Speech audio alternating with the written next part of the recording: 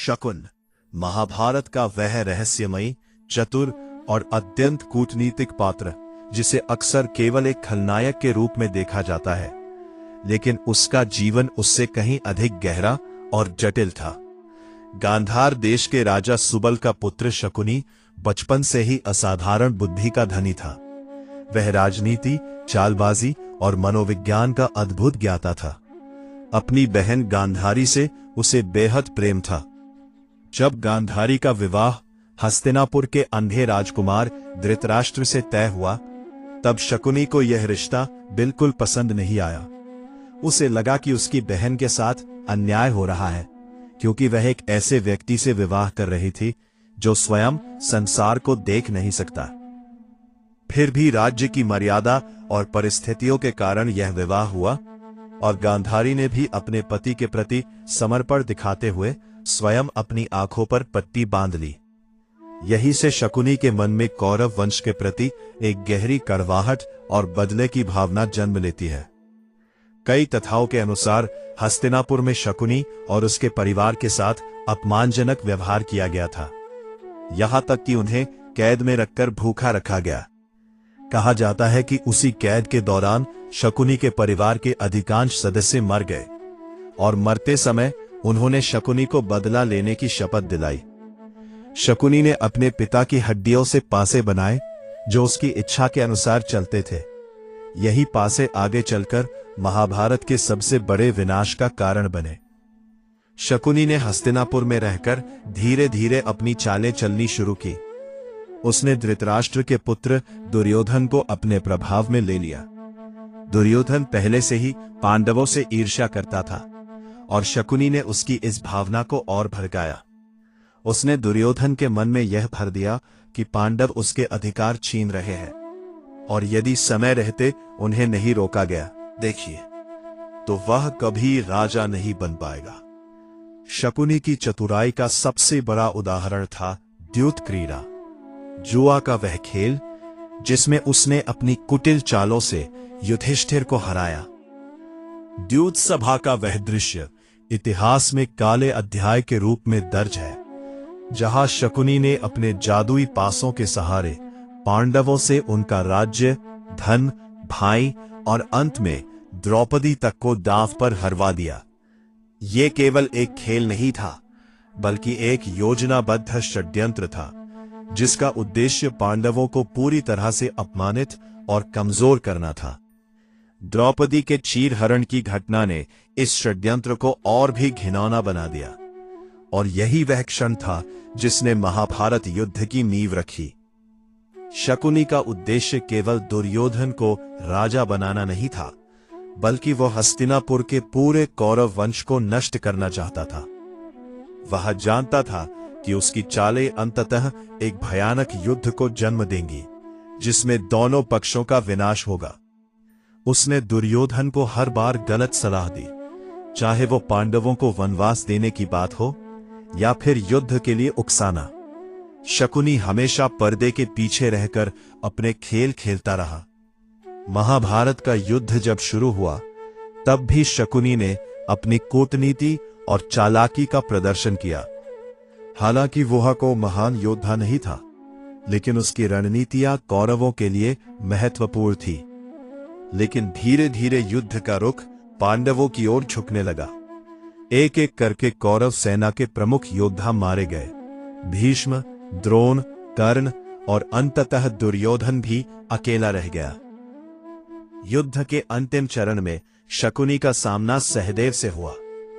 सहदेव ने पहले ही शपथ ली थी कि वह शकुनी का वध करेगा, क्योंकि उसी के कारण ये पूरा विनाश हुआ था और अंततः वही हुआ।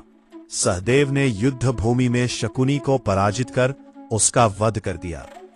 शकुनी की मृत्यु के साथ ही उसकी कुटिल योजनाओं का अंत हुआ, लेकिन उसके द्वारा रचा गया विनाश इतिहास में अमिट छाप छोड़ गया।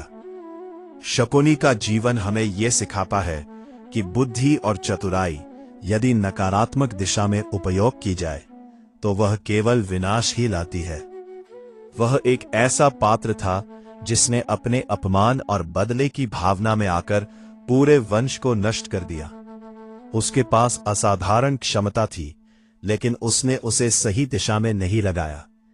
इसलिए शकुनी केवल एक खलनायक नहीं, बल्कि एक चेतावनी है कि जब बुद्धि पर क्रोध और बदले का प्रभाव हावी हो जाए तो परिणाम कितना भयावह हो सकता है। शकुनी और दुर्योधन का रिश्ता सीधा सादा नहीं था। यह ना तो पूरी तरह छलावा था, ना ही पूरी तरह सच्चा प्रेम। यह दोनों का एक जटिल मिश्रण था।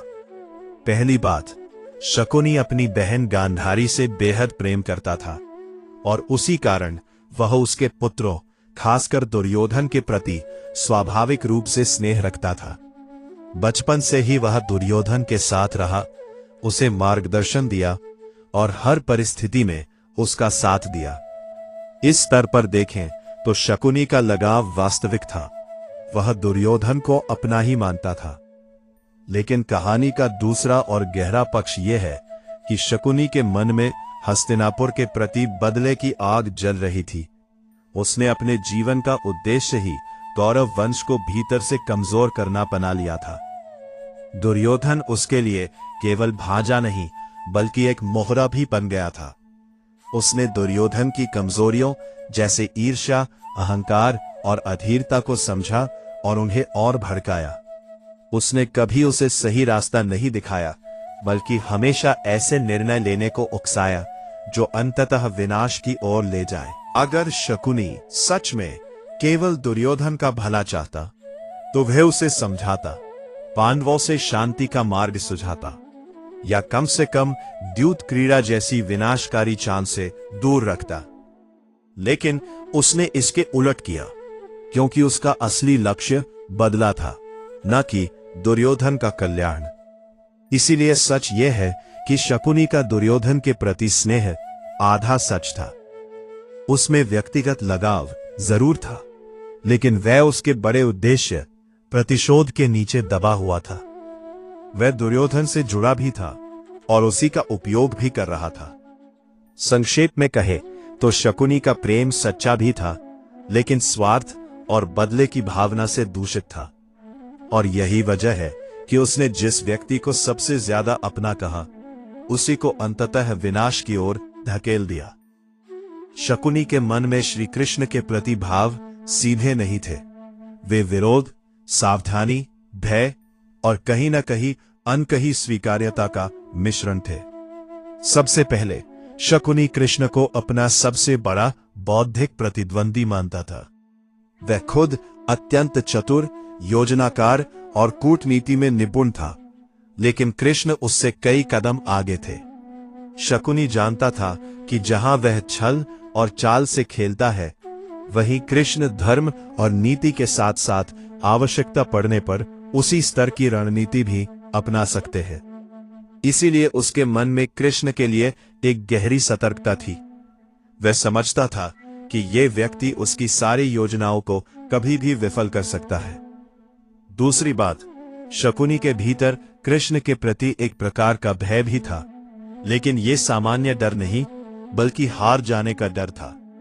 जब भी कृष्ण हस्तिनापुर आते, शांति का प्रस्ताव रखते या पांडवों के पक्ष में खड़े होते, शकुनी को एहसास होता कि उसका रचा हुआ खेल अब खतरे में है। उसे पता था कि यदि दुर्योधन ने कृष्ण की बात मान ली तो उसका पूरा बदले का उद्देश्य अधूरा रह जाएगा। इसलिए वह हमेशा दुर्योधन को कृष्ण के खिलाफ भड़काता रहा और उनकी सलाह को नजरअंदाज करने के लिए उकसाता रहा। तीसरा पहलू, अप्रत्यक्ष सम्मान। शकुनी जैसा बुद्धिमान व्यक्ति कृष्ण की क्षमता को नजरअंदाज नहीं कर सकता था। वह ये जानता था कि कृष्ण केवल एक साधारण राजनेता नहीं, बल्कि एक असाधारण व्यक्तित्व है, जिनकी दृष्टि बहुत दूर तक जाती है। हालांकि वह खोलकर कभी इसे स्वीकार नहीं करता, लेकिन भीतर ही भीतर वह कृष्ण की चालों और दूरदर्शिता का सम्मान करता था, ठीक वैसे ही जैसे एक कुशल खिलाड़ी अपने सबसे मजबूत प्रतिद्वंदी का करता है। लेकिन अंततः शकुनी के लिए कृष्ण रुकावट थे, उसके बदले के मार्ग में सबसे बड़ी बाधा। जहां कृष्ण धर्म की स्थापना चाहते थे, वही शकुनी अपने प्रतिशोध की आग में सब कुछ जलाना चाहता था। यही कारण है कि शकुनी ने कभी भी कृष्ण के साथ समझौता या सहयोग का रास्ता नहीं चुना। संक्षेप में कहें तो शकुनी के मन में कृष्ण के प्रति भाव 3 स्तरों पर थे: रणनीतिक विरोध, गहरा भय और छुपा हुआ सम्मान। वह कृष्ण को नफरत से नहीं बल्कि एक खतरनाक और अजय प्रतिद्वंदी के रूप में देखता था, जिसे हराना उसके लिए लगभग असंभव था। और अंततः वही सच साबित हुआ। शकुनी के मन में भीष्म पितामह के प्रति भाव उसी क्षण बदल गए थे जब उनकी बहन गांधारी का विवाह हस्तिनापुर के अंधे युवराज धृतराष्ट्र से तय हुआ, और वह भी बिना उनकी इच्छा के। शकुनी के दृष्टिकोण से यह विवाह एक राजनीतिक सौदा था, न कि एक न्यायपूर्ण संबंध। उसे लगा कि भीष्म ने अपनी शक्ति और प्रतिष्ठा का उपयोग करके गांधार राज्य को दबाव में ला लिया और उसकी बहन का जीवन एक ऐसे व्यक्ति के साथ बांध दिया जो स्वयं देखने में असमर्थ था।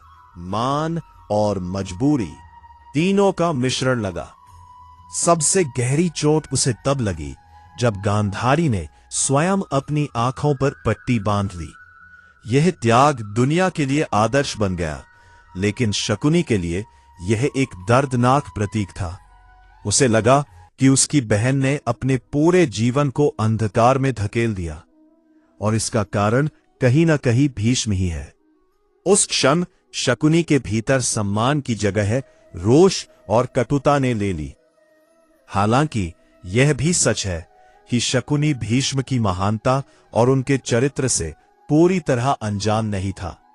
भीष्म अपने वचन, धर्म और राज्य की मर्यादा के लिए प्रसिद्ध थे, लेकिन शकुनी के लिए यह धर्म अधूरा और कठोर था।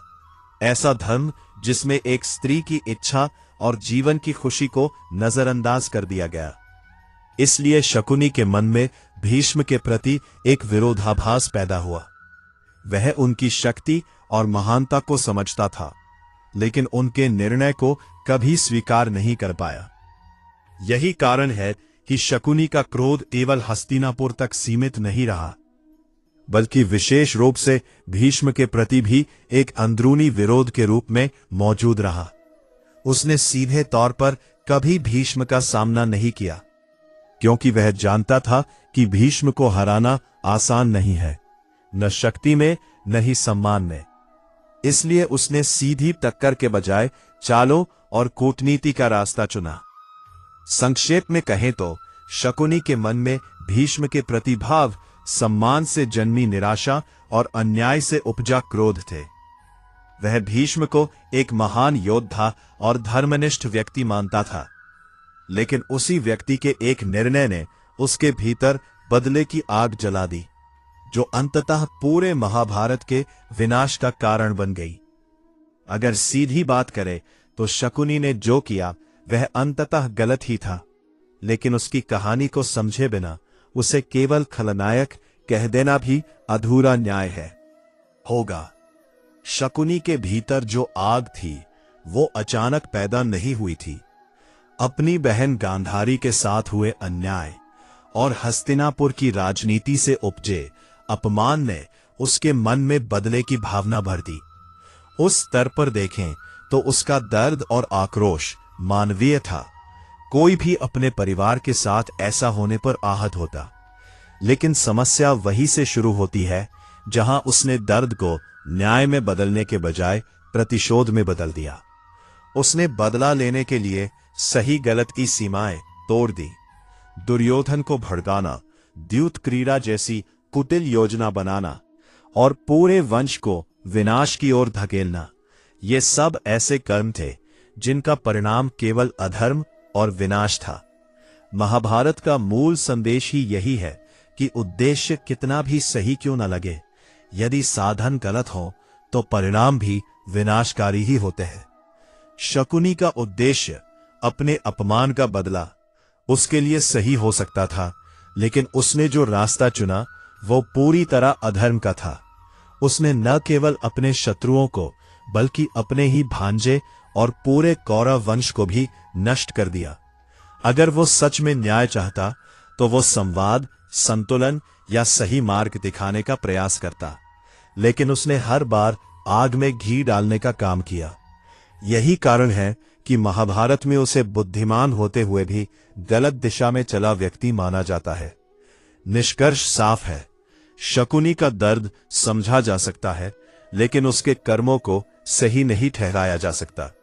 उसने जो किया वो व्यक्तिगत दृष्टि से बदले की पूर्ति हो सकती है, पर धर्म और व्यापक परिणामों की दृष्टि से वो पूरी तरह गलत था, क्योंकि उसने न्याय नहीं बल्कि विनाश को जन्म दिया।